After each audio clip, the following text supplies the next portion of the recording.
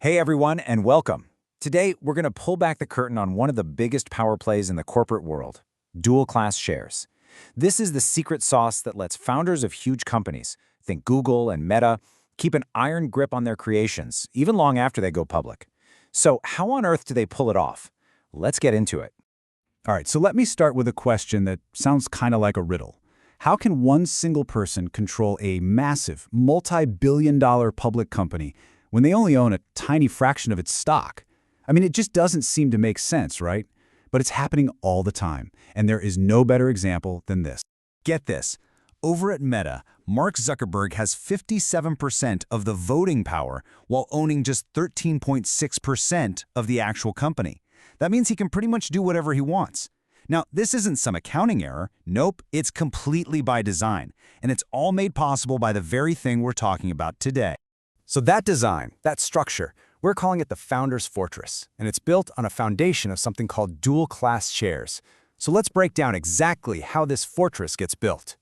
Okay, the easiest way to think about this is like a corporate caste system. The company just creates different classes of stock. You, a regular investor, you buy a Class A share and you get one vote. Simple enough. But the founders? Oh, they hold on to the Class B shares, and those might carry 10 or 20 or even more votes per share. It's a really simple little trick that creates this huge and often permanent imbalance of power. And these setups can get pretty creative. I mean, just look at Alphabet, which is Google. They have one class of shares with 1 vote, another with 10 votes, and get this, a third class with 0 votes. Then you have Ford, where the Ford family shares are 16 times more powerful than the public's. And Berkshire Hathaway, it's a whole other level, where one class has a tiny fraction of the voting power. So the details might look different, but the goal is always the same. Keep control locked in the hands of a select few. So you got to ask, why do this? I mean, why create a system that, on the surface, seems so completely unfair? Well, the official argument, the one you hear from founders, is all about protecting a long-term vision. They argue it frees them up to build for the next 10 years, not just the next 3 months.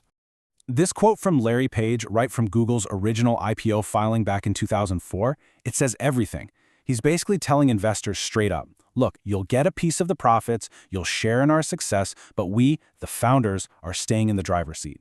It's all about having the benefits of public money, but keeping the control you have when you're a private company. And this is really the heart of that visionary founder argument. Supporters say it protects companies from the tyranny of the quarter, that constant pressure to hit short-term earnings targets. It lets them make huge, bold bets. Think about Zuckerberg dropping $1 billion on Instagram before Facebook was even public.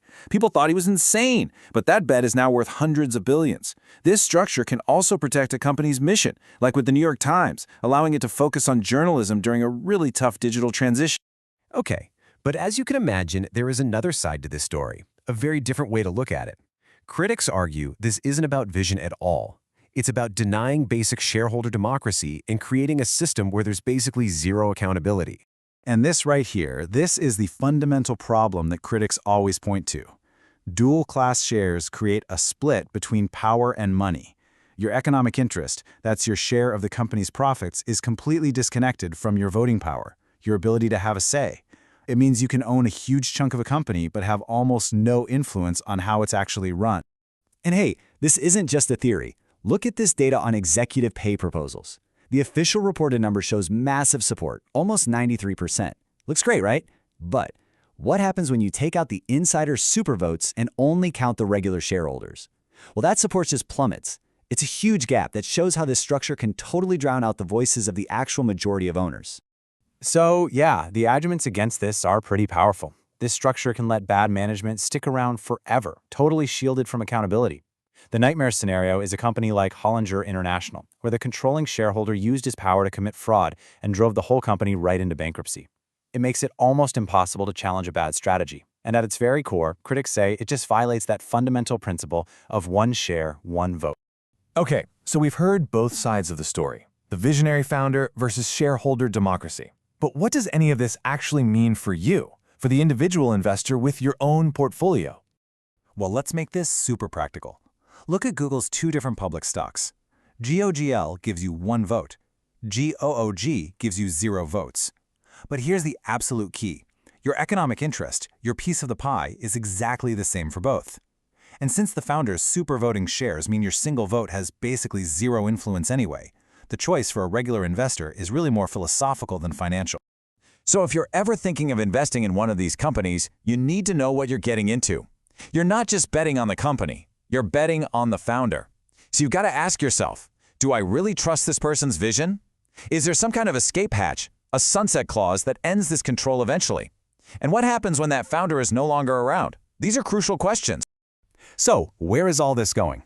Well, this debate is far, far from over. In fact, this battle for corporate control is always changing, not just here in the US, but all over the world. This timeline shows this fascinating push and pull.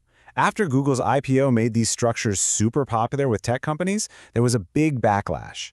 In 2017, the S&P 500 actually banned new dual-class companies from its indexes. But then, stock exchanges around the world started allowing them to try and attract those big listings.